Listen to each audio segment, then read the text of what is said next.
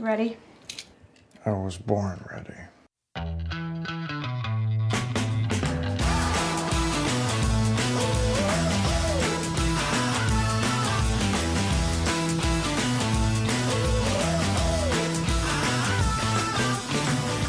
Welcome to Advisory Opinions. I'm Sarah Isgard, that's David French, and have we got a fun little episode for you.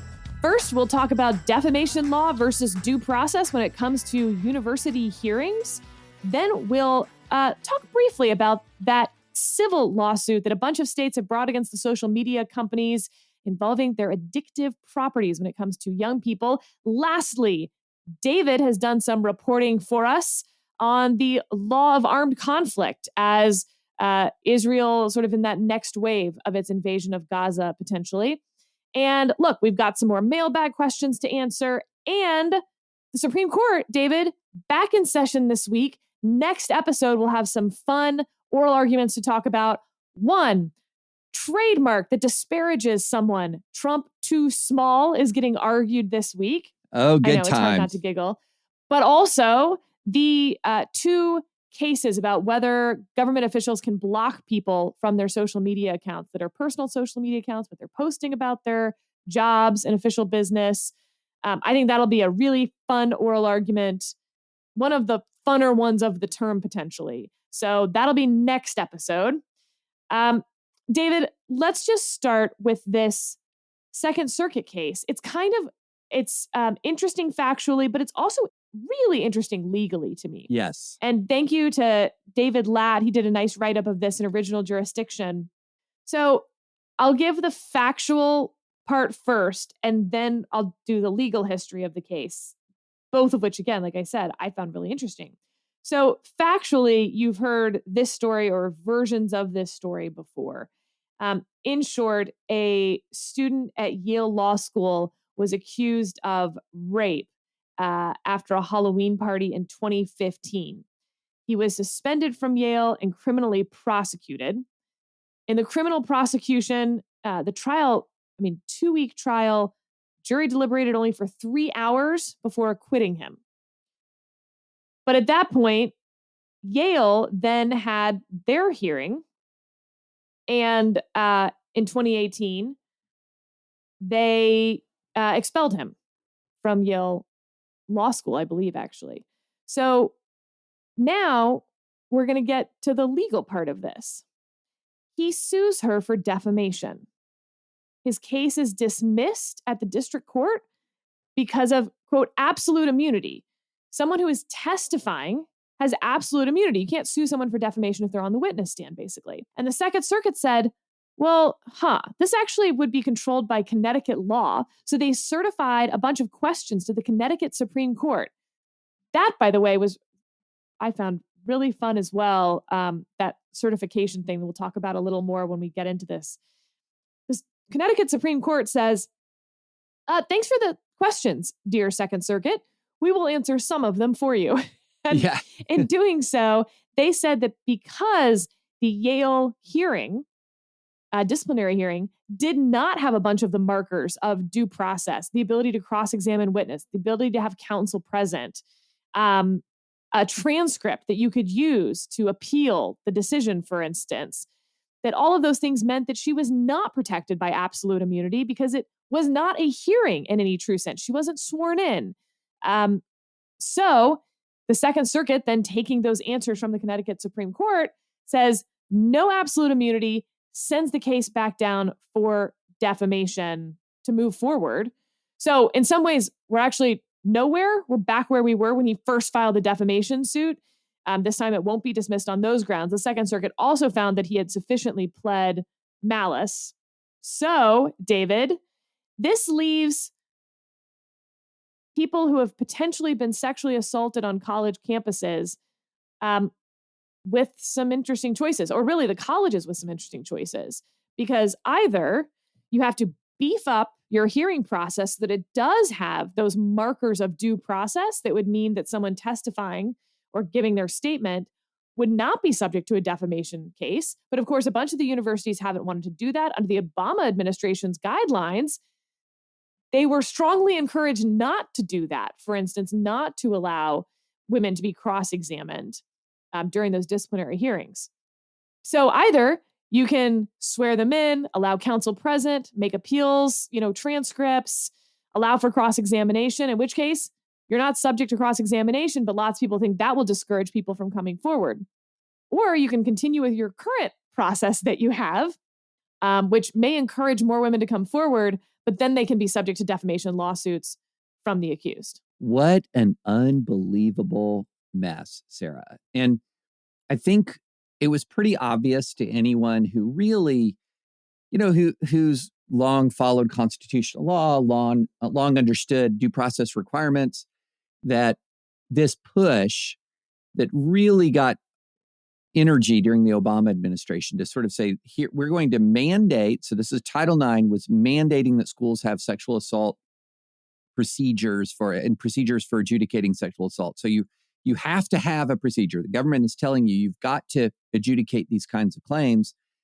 And then also discouraging traditional due process protections based on what was, quite frankly, even at the time, pretty apparent, some kind of junk social science that was making the conclusion that the overwhelming, massive majority of claims about sexual assault or sexual misconduct were true, and that only a very, very, very small fraction were not true, which was, again, we could go into some of those studies, but they were junky, terrible studies. And then sort of mandating all this adjudication, putting pressure, thumb on the scales against due process. And now we've come such full circle that it's placing women who come forward with complaints at a degree of legal risk they never would have faced. It's a giant mess, Sarah. So here you have, and just the way these things work, I sincerely doubt that it's going to work its way through the student population. That, hey, if you accuse someone of sexual assault, you might face a defamation lawsuit. If you go through the university mandated process, that is mind-blowing. Although I think the ruling is correct, because if it's just absolutely correct. If you're talking about quasi-judicial immunity, you got to have at least a quasi-judicial process. And this one had no oath requirement, no cross-examination, no ability to call witnesses, no meaningful assistance of counsel, no adequate record for appeal. You can't call anything that contains or lacks those features judicial in any way, shape, or form. So what a giant mess, Sarah. And the other thing that's a big mess about this is that when people were raising their hands in 2013, 2014, 2015, saying, this is a giant due process problem, you were gang tackled. Oh, yeah. You were for sexual assault suddenly. Oh, absolutely. It wasn't an argument on the merits at that time. It was victim blaming. It was, you don't understand, trauma-informed processes, et cetera, et cetera. It was, who do you think you are to question this? As if we have figured out exactly how to deal with sexual assault. We have figured it all out after all these, years of working, all of these misguided years with due process. We've figured it all out. And no, it was a rotten idea from the beginning. And man, Sarah, when you track the amount of litigation that has been spawned by this wave, this lack of due process, it's really staggering. So there's three interesting law buckets here, if you will. The least interesting one is the federal law bucket, where, as I said, they dismissed on this absolute immunity grounds. And maybe people listening didn't actually know that's sort of a fun thing, that if you're a witness, you have absolute immunity in any sort of judicial proceeding. The prosecutors do, the judge does, but so do the witnesses. So that's neat. The second bucket that I think is worth mentioning is that executive branch guidance letter bucket, because we talk a lot about the administrative state and we talk a lot about Congress. So we're talking about statutes coming from Congress and regulations coming from the administrative state that go through notice and comment, or executive orders that come from the president that maybe don't go through notice and comment. This is more of a guidance letter situation where you get something from the Department of Education that's like, here's how we understand the law. So in the Obama years, they were discouraging a lot of those due process markers. The Trump years then sent out a new guidance saying they must have some of these due process markers, including cross-examination, for instance. And now we're on the verge of the Biden administration's new guidance. And yes, we are 3 years in. Thank you for noticing. They haven't done it. They haven't done it. They've sat on it. They said it's coming. It's coming. It's coming. It's coming. It hasn't come yet.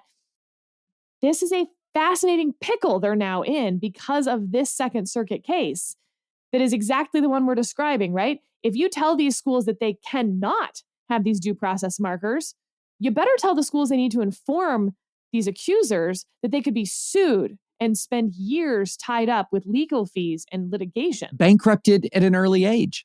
Right? So the event happened in 2015. The hearing happened in 2018. It is 2023. And this is now just going to start back at the district court level.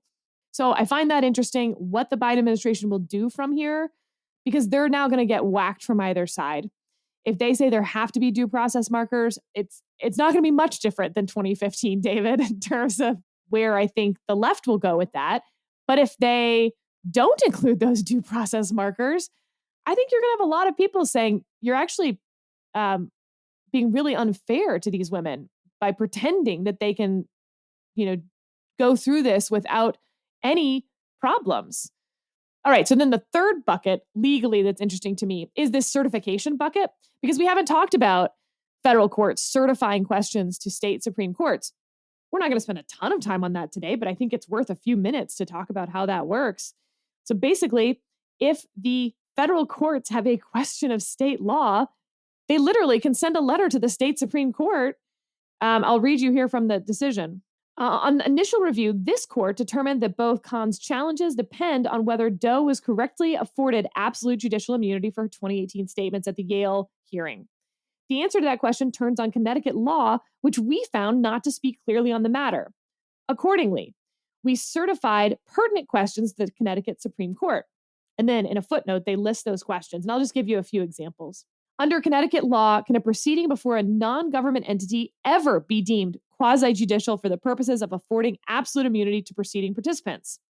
The Connecticut Supreme Court declined to answer that question. Didn't have to. It didn't have to. That's right. Mm-hmm. If the answer to the first question is yes, what requirements must be satisfied for a non-government proceeding to be recognized as quasi-judicial?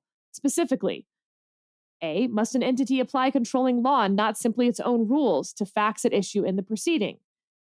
How, if at all, do the power factors enumerated in a decision we're talking about around that due process stuff apply to the identification of a non-government entity as quasi-judicial? So that goes on. And so then, again, back to the opinion. Accepting certification, the Connecticut Supreme Court has now responded to our queries. In a carefully reasoned and thorough opinion, the Connecticut Supreme Court unanimously ruled that the Yale hearing at issue is not a quasi-judicial proceeding because it lacked a significant number of procedural safeguards. Oath requirement, cross-examination, ability to call witnesses, meaningful assistance of counsel, an adequate record for appeal.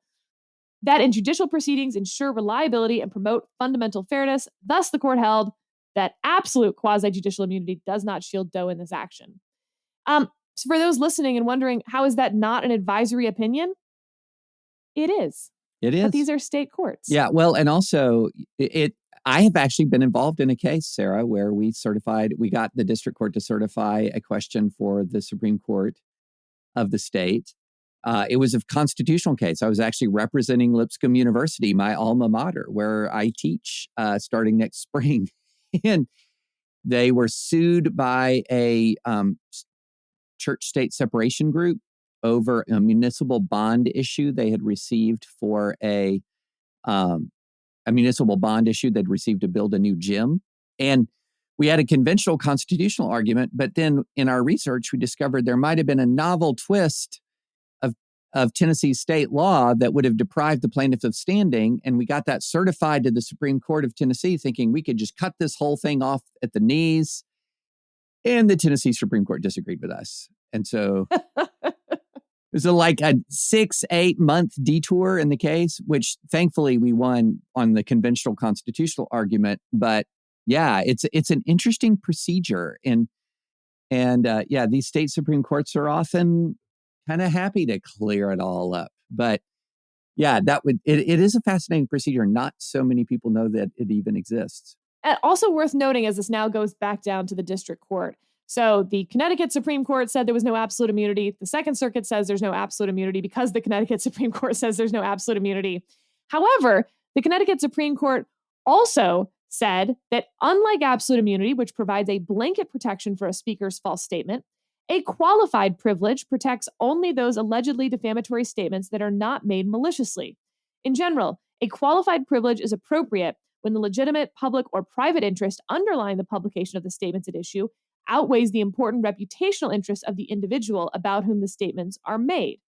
So, David, this is not the qualified immunity that we have been talking about on this podcast, but Right. It is literally qualified immunity.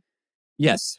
Now, interestingly, because the accused claimed that, in fact, she did make these accusations maliciously, there was that she targeted him for his political beliefs, basically. And we, at that initial stage, the dismissal stage, you have to believe basically everything reasonable, in this case, in the accused pleadings. Because he pled maliciousness, the qualified immunity bar doesn't apply either. Because as you may remember from what I just read, a qualified privilege protects only those allegedly defamatory statements that are not made maliciously. So this case actually is going to move forward regardless. It doesn't mean he'll win. By any stretch of the imagination, It doesn't mean he'll win. But it gets to that pain part where now this is really going to be a lot of litigation moving forward. Yeah, it really is. And it was so avoidable. Have basic due process protections.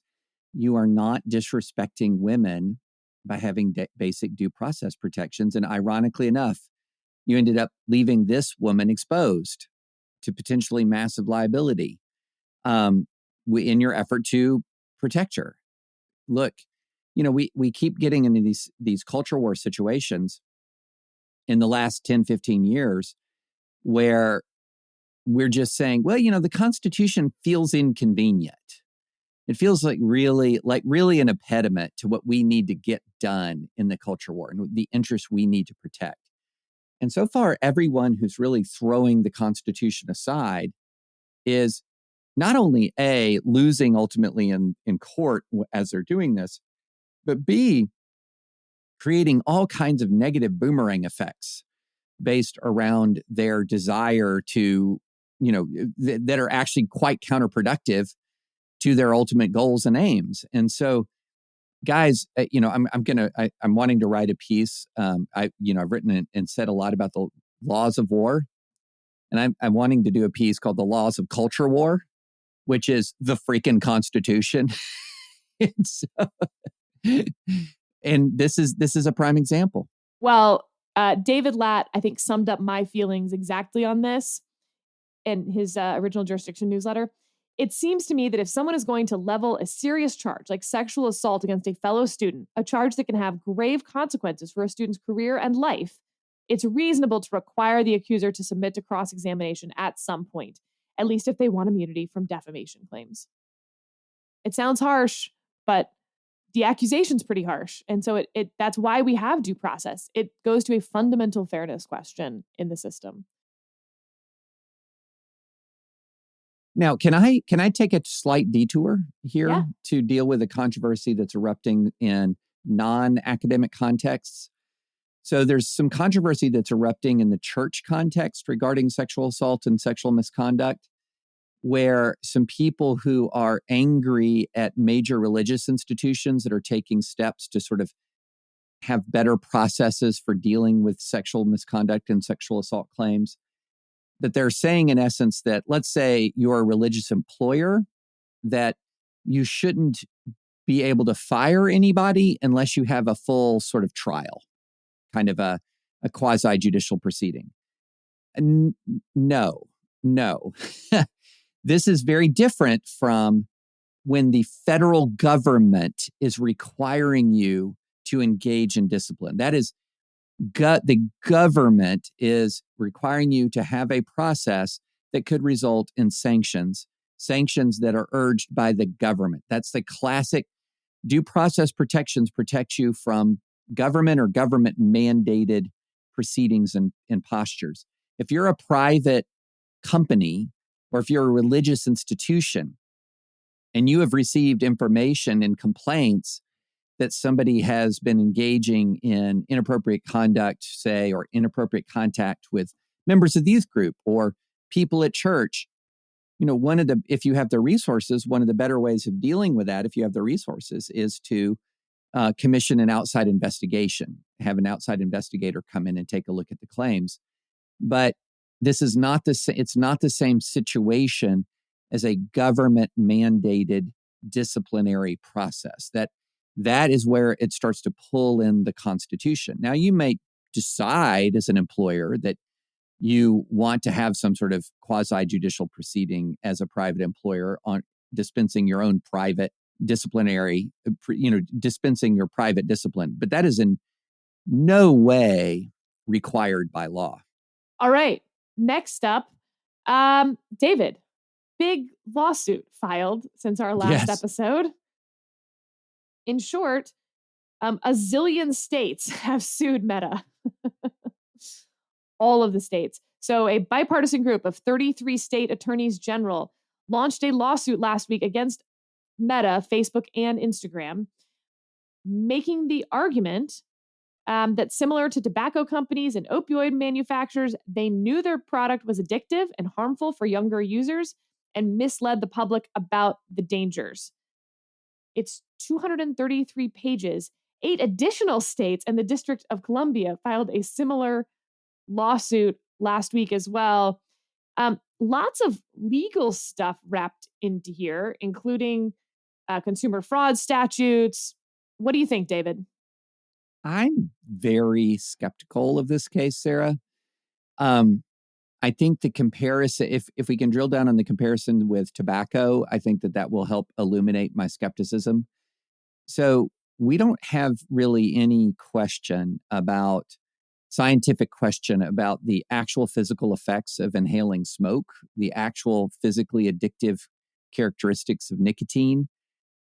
Whether or not scrolling Instagram or scrolling Snapchat or whatever has a comparable addictive quality is at best an open question, at absolute best. And the actual science, would say, no, it does not have the same, even if you want to use the term addictive, it's not addictive in the same way. It doesn't create a physical dependency in the way that nicotine would create, say, a physical dependency. And there's an enormous amount of controversy over whether we're even using the word addiction properly here. Is this a habit? Is this a compulsion? Is a compulsion equal to an addiction? I mean, what are we talking about here? When you say addiction, if a teen watches 5, 6, 7 hours of television a day, which teens used to do a heck of a lot before they scrolled Instagram for several hours a day, is that an addiction? Are you addicted to Call of Duty? I mean, some parents would say. Or wives. Wives, right? Parents, wives. Was I addicted to World of Warcraft before life got so busy I couldn't keep raiding? There's a lot of things that people do for many hours a week or a day or whatever that they just enjoy that are not an addiction. And the fact that they might really enjoy it, or this might be the way that they connect with friends, or this might be the foundation of their social circle, does not equal nicotine.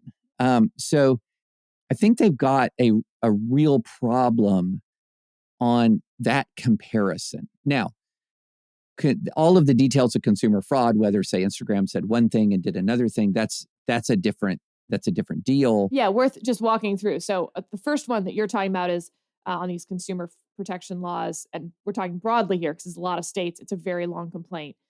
The first one is the use of the platform is harmful, unfair under consumer protection laws to younger users. That's the one you have to prove causality. That is certainly their most uphill fight here. Huge and while uphill. I've talked endlessly on this podcast about how I think states could potentially meet their strict scrutiny balancing test burden by arguing that these are addictive to young people, and that's why they're able to have age restrictions for young people in their state to use TikTok, for instance. We've also talked about the national security argument for banning TikTok. That feels like it's gotten much stronger in the last 2 weeks, but we'll set that aside for a moment. Hard to prove the causality on a consumer fraud statute because there's going to be a whole lot of case law and just how tight that causality has to be. Answer, really, really tight for good reason. The second is the deception, which you were getting to, David. Easier to prove, certainly. You just have to, not all deceptive statements are consumer fraud. Yeah. There's puffery. Puffery is that's right. Protected. Yeah. Best coffee in America. That's puffery. Yeah. But then there's the Child Online Privacy Protection Act stuff, basically collecting data on younger users without parental consent, marketing its platform to children under the age of 13, yada, yada. So there's a bunch of stuff mixed in here. I think we'll have to wait a little while to sort of tease out some of these as it moves forward. Yeah, I agree. I think the main event, though, is this claim that this is addictive and harmful. Absolutely. If you're talking about child privacy, well, then, they can just sort of tweak the way in which they advertise or the way in which they collect data without it changing anything fundamental in the real world. The reach goal here is to change something fundamental in the real world by saying that this product is inherently dangerous or inherently problematic in some material ways when interacting with young minds. And that's where I'm just really not convinced by the evidence. And everyone I've heard talk about this, they do talk about how much time kids spend on these platforms. But again, you can go through platform after platform, year after year, and kids, in the absence of parental supervision, will spend a lot of times binging things. They'll spend a lot of times gaming. I mean, they just do that. And so it requires parental intervention. So, yeah, I'm very dubious, Sarah. I'd be interested to hear if listeners can come forward with some study that puts gaming in the nicotine category. I've not seen, or in social media, in the nicotine category. I've just not seen that. Also, just on the national security front, for those who are curious what I was talking about, new study shows that over 50% of Gen Z get their news primarily from TikTok. Also, it is becoming clear that TikTok, remember, a Chinese state-owned / run, basically, company, has every incentive to use that power and the algorithm that they have to promote discord, chaos, maybe even violence in the United States, et cetera. So they have maximized the reach of a bunch of anti-Israeli bot farms on the algorithm. And who is paying for some of this? Don't worry. It's just Hamas supporting organizations paying to then boost the anti-Israeli bot farms that China is basically then allowing the algorithm to maximize its reach to American young people. If that's not a national security threat, David, my God. And here we are. It would be like we're in the middle of the Cold War with the Soviet Union, and the most popular channel is Pravda. Yep. Right? I mean, what are we even doing here? Saturday morning cartoons brought to you by Lenin. Right. I mean, now, if an American company wanted to create Pravda US, right, and market themselves, yep, they'd have the right to do that. But this is not an American company. This is a controlled, operated, under the authority of People's Republic of China social media network that is vacuuming in an enormous amount of private data of American citizens. In the old days, they had to actually hack American government computers to get private data of Americans. Now they just serve up a social media company and get all of our private data and then spit into our public domain, Chinese engineered algorithmic propaganda. So, yeah. All right. Well, so I guess I do think social media is addictive. I don't know that they'll be able to prove the legal causality. I wish at this moment that they were spending more time on TikTok than on Instagram. It's not that young people aren't addicted to both, frankly, they are, but I think TikTok has the potential for much more pernicious effect on the future of our country. This is the generation that we're going to have running our country, that we're going to hand the keys to. And 50% of them are getting all of their news, majority of their news, from China. Chinese Communist Party algorithms. I mean, the Soviets could have never conceived of that level of success back in the day. It's a real weakness in open, capitalist, democratic societies. And the Chinese know that. Yeah, exploiting it. And we don't have to be idiots, right? We can be open, but we don't have to be idiots. Hard to say, David. Hard to say whether we have to be idiots. Well, have to be. We're inclined to be. We don't have to be. Okay. We do have a couple good listener questions that I want to get to. But first, David, reporting. Yes. Yeah. So, there's been a lot. We had at the start of the Gaza war, the latest Gaza war, we had a couple of episodes where we talked about the laws of armed conflict at a pretty high level, general principles, responded to some listener questions about it, but it was all pretty high level. And I imported some of my more concrete on the ground experience from my time in Iraq, and what I'd known from talking to some Israeli JAG officers. But I had an opportunity to spend some time on the phone over the weekend with a former Israeli JAG officer, Amos Giara, who now is a professor of law at the University of Utah. He was the main JAG officer reviewing strikes in Gaza. So the guy knows of what he speaks. And so I thought it would be interesting to provide some general information as the invasion is unfolding, perhaps already started, but as the invasion is unfolding, because a lot of people have wondered, how is it that Israel actually approves strikes? What are the processes? Because as we know, often, your outcomes can be only as good as your processes. And you may say, well, we want to comply with the laws of war. We only want to strike military targets, but you've got to have a process for that. And so, Sarah, what I did is I called him and he walked through the process, and the process is interesting. So he said substantively something that I've said many times, which is Israel has a very broad reading of the laws of war. In other words, reads them as very broadly applicable. And so it has a very it places rules of engagement in very narrow confines. In other words, a broad reading of the laws of war means a narrow room for maneuver of the actual military forces. They are tightly restricted. He said, but you have to look at things, two different kinds of operations. One that he called counter-terror. That was the phrase that he used. What we would have called in Iraq pre-planned. In other words, we are deliberately plotting and planning to attack this target. And he talked about the process of review.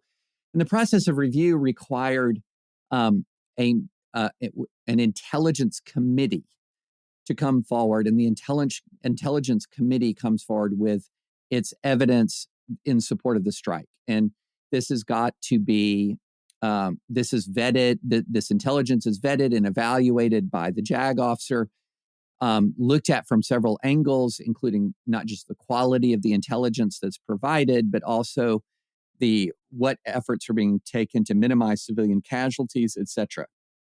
And this is very much like the United States. We wouldn't necessarily have an intelligence committee specifically, but we would have intelligence recommendations that were evaluated by a lawyer, and then the lawyer would consult with the commander. And that's what happens in the IDF as well. And it's ultimately up to the commander. And he said that a lot of what you're seeing underway, a lot of the bombing raids that you're seeing now are these pre-planned strikes. In other words, there's a large number of targets that the IDF has identified, because remember, it's placed Gaza under surveillance for a really long time. So it's got a lot of targets that it identifies, a lot of new targets that emerge. So there's this process of intelligence committee, JAG review, and then command decision. Very similar to the American process. And then I asked him about, well, what happens when the actual ground assault is underway? And he called that, he used a distinction. He called one counter terrorism strikes, and this he said was just more like quote unquote war. The term we use in the U.S. military is TIC, troops in contact. In other words, when troops are actually under fire, the decision-making devolves to the on-scene commander. And in that circumstance, the law of war compliance is really, truly based on the discipline of the soldiers who are immediately responding. What is their training? Because obviously you're not calling a JAG officer when you're under fire and saying, sir, we're receiving incoming from an apartment building. Can we return fire? And if so, with which weapons? Like that. That's not a thing. Here you have to rely on training. And the training is disciplined, focused fire, appropriate weapons to deal with the threat and not greater. And that's a lot to put on young men under fire, young men and young women under fire. But that's what their training does for them. And I contrasted this with the way we responded when under fire in Iraq versus the way the Iraqi army, which was much less well-trained, would respond. And we would respond with very focused fire straight at the target. It could be very destructive, but it was very straight at the target. The Iraqi army, when it was under fire, would respond with what we called at the time the death blossom. In other words, they would just start firing in almost every direction indiscriminately, even before they could discern where the incoming rounds were coming from. They would just open up. That's what a poorly disciplined military does, and that causes lots of civilian casualties. A disciplined military engages the target and only the target. And so he was saying once the invasion gets started, then you just see an enormous reliance on the training of the soldiers who are on the ground because they're responding to incoming fire directly. They don't need that JAG officer in the loop. But a lot of what we are seeing, this is something I hear words like indiscriminate used in connection with the Gaza airstrikes. Number one, if you have any military knowledge at all, you can watch the strikes happen and know they're not indiscriminate. You can see them happen and you realize they're precisely targeted. Doesn't mean that they're precisely targeted at the correct target or that the target should have been chosen, but they're still precisely targeted. But the thing that was really standing out to me was the emphasis that many of these strikes, most of these strikes that you're seeing are pre-planned strikes that have had undertaken as part of them a legal review. And then the other thing, I asked him this because this was my experience. And actually, there's 2/3 of a whole law review laying around somewhere, Sarah, where I had a law review that I was going to write for the JAG school about the difference between IDF and American rules of engagement in urban combat. This was years ago. And my case was that the IDF is much stricter in its rules than the U.S. military. And I asked him this, and he said, without question, the IDF is historically more strict in its application of rules of engagement than the U.S. military. And I just don't even think that's a debatable point. Now, I do think that the IDF is loosening some of those rules of engagement currently, but I still think they're in all likelihood as strict or stricter as than our, there's even stricter than our rules of engagement in comparable circumstances. So that's the results of my conversation. I found myself wildly agreeing with Hillary Clinton this weekend, which was seriously odd place to be in some respects. But Hillary Clinton was making the point that anyone calling for a ceasefire has no clue what they're talking about.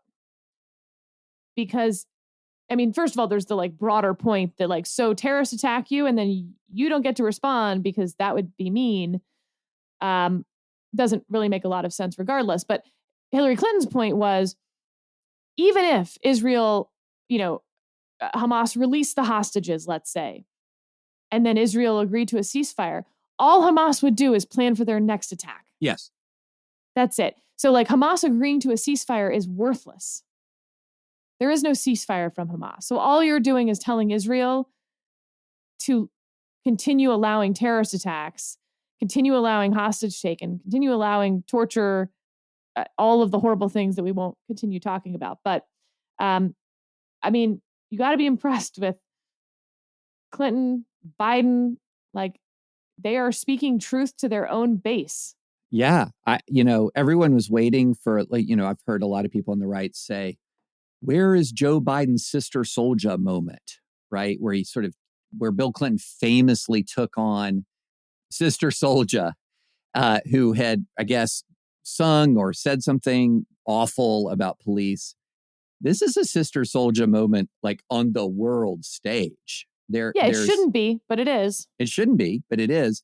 And there's indication it's hurting Biden for the moment. I mean, his own approval rating with Democrats is down 11 points right now. I wrote this weekend, though, that, and this is something, gosh, if you'd gone to me, Romney era me, who, quite frankly, Sarah, after the vice presidential debate with Paul Ryan, I could not stand Joe Biden. After watching that debate with Paul Ryan, that fast forward 11 years, I would be defending Joe Biden from critics on the far right and the far left. That would not have computed. But as I said in a piece that I wrote, progressives calling for a ceasefire in Gaza threatened to hand Hamas the greatest victory of its existence. If Hamas can wound Israel so deeply and yet live to fight again, it will have accomplished what ISIS could not: commit acts of the most brutal terror and then survive as an intact organization against a military that possesses the power to crush it outright.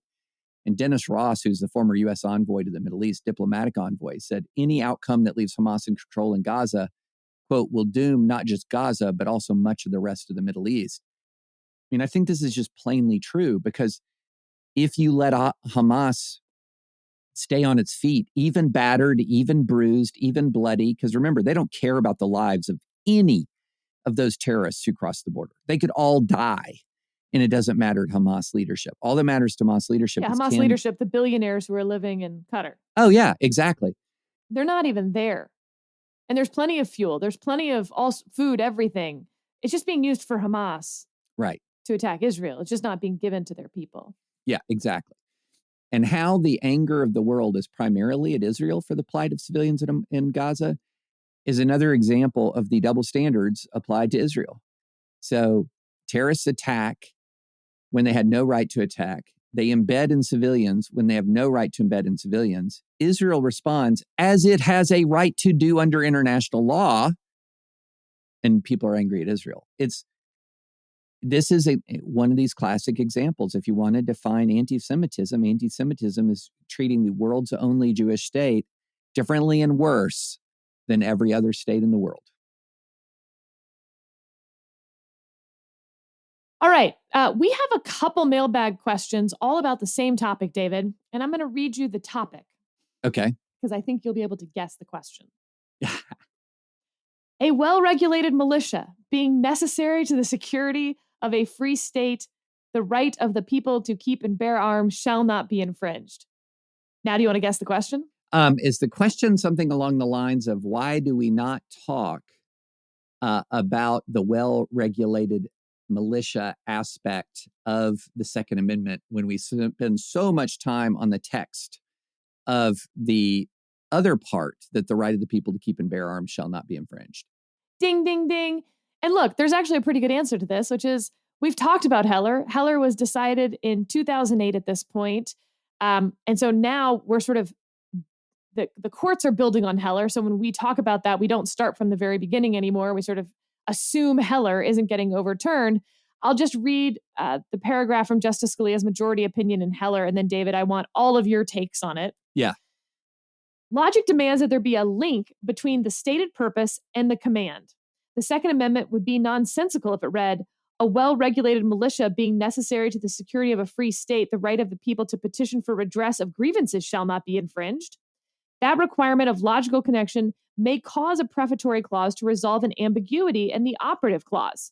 For example, the separation of church and state being an important objective, the teachings of canons shall have no place in our jurisprudence. The preface makes clear that the operative clause refers not to canons of interpretation, but to clergymen. But apart from that clarifying function, a prefatory clause does not limit or expand the scope of the operative clause. It is nothing unusual in acts for the enacting part to go beyond the preamble. The remedy often extends beyond the particular act or mischief which first suggested the necessity of the law. Therefore, and this is now how the rest of the opinion really goes, we will begin with our textual analysis of the operative clause, and we will return to the prefatory clause to ensure that our reading of the operative clause is consistent with the announced purpose. So basically, the way Heller goes is they start with the right of the people to keep and bear arms shall not be infringed. They do a textual analysis of that.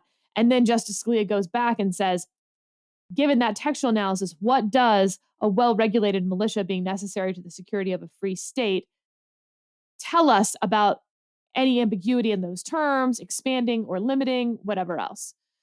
So that's how the Heller opinion went down. David, thoughts, feelings? Yeah. I think that, Scalia, as always, is very clear in his explanations. And, let's just sort of talk about, the alternative reading of that a lot of folks urge to claim that there is no individual right.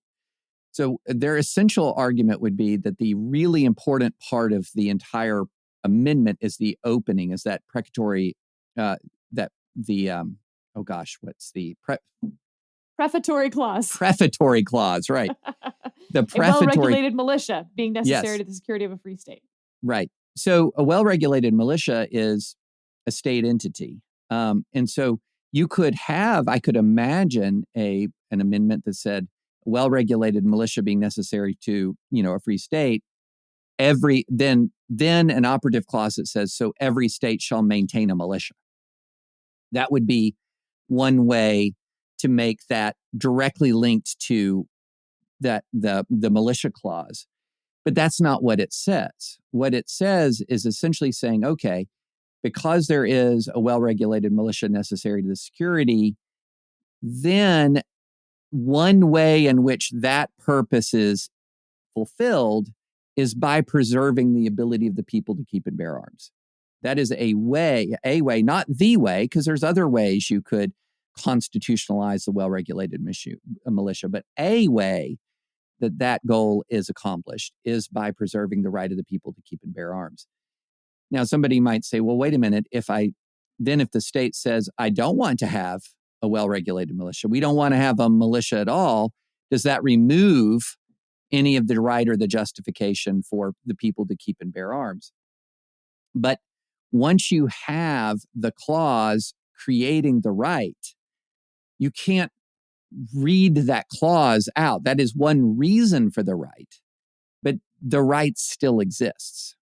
And so that's why a lot of the discussion of this kind of skips beyond, because the operative clause does not then necessarily relate exclusively to the prefatory clause, but it does flow from the prefatory clause. So, but I also think that when you're talking about the whole concept of, quote, well-regulated, this is where, when you're talking about Scalia and Heller, and this is a point that we've hit several times, a point that we hit in Heller is Scalia says in Heller specifically, look, we're not obliterating all restrictions and all regulations on the ability of people to keep and bear arms. That we are, in fact, explicitly saying that, for example, the key language about felons and the mentally ill, et cetera, or lawful guns in a lawful use, in ordinary use for a lawful purpose, that harkens back to regulation. That harkens back to, it would not necessarily be well regulated if you could have violent criminals possessing firearms, or the violently mentally disabled or mentally ill possessing firearms. So it's not that the well-regulated statement has no force or effect. It's just that it cannot nullify the literal words of the operative clause. All right. I think that's a pretty good explanation. I tried. We have some oral arguments to go listen to, David. Let's get busy. Yes, let's do it. This is my favorite part of the season. So next episode, it'll be lots of oral arguments. And we'll keep monitoring that mailbag too. Don't worry.